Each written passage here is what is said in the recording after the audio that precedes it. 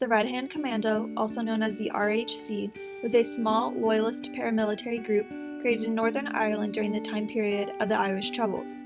The RHC was composed of young Protestant men who had been seen as the most secretive paramilitary group at the time. Their campaign lasted from 1972 to 1994, the year of the ceasefire and the Good Friday Agreement, and during that duration they were responsible for approximately 13 murders, excluding those that they did not take credit for. Since the paramilitary group was so secretive in their endeavors, we took an in-depth interview conducted by Gareth Mulvena, author of Tartan Gangs and Paramilitaries, who spoke with a former RHC member to break down how the campaign was initially created. In 1970, Ronnie McCullough, 18 at the time, was marching at the Orange Parade with his friends and witnessed the parade being attacked by the IRA, which resulted in the deaths of 6 Protestant civilians.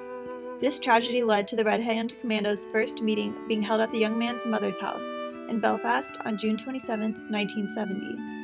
The group of young Protestants came to the conclusion that taking up arms would be the best and most appropriate response to the incidents that they had witnessed prior to their meeting. What had happened during the formation of the RHC was a cause and effect process. They created the campaign feeling the need to take action to the IRA murdering their own people. In their interview previously mentioned, the author described the RHC of having universal value systems of youth, which more often than not emerge comradeship, rivalry, and naivety, played into the Loyalist paramilitarism. He described the group's root values, which led to their gangster-like actions, to be a result of their young thought processes, truly believing that what they were doing was the best thing. There are many misconceptions with the paramilitary group being just a cover name for the Ulster Volunteer Force and Ulster Freedom Fighters. While they were their own paramilitary group, they were in alliance with the UVF, specifically John McKeague, the leader of Shankill Defence Association, who later became the figurehead of the RHC. Since then, the paramilitary group supported the Good Friday Agreement in 1994, keeping the ceasefire.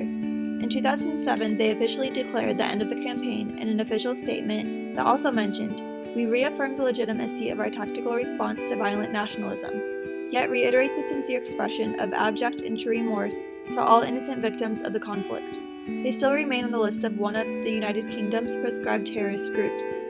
Relating the RHC members to Loyalist gangsters would apply, considering they were members of an organized crime campaign who used violence, such as murder, to take actions in order to protect their union with Great Britain. At the same time, young Protestant members did not form the RHC because they are inherently evil and feel the need to inflict violence upon others for no reason. They created their campaign because they felt that that was one of the only ways to take action and support their cause. Witnessing the IRA murder Protestants, such as themselves, ignited an anger that resulted in the making of the Red Hand Commando.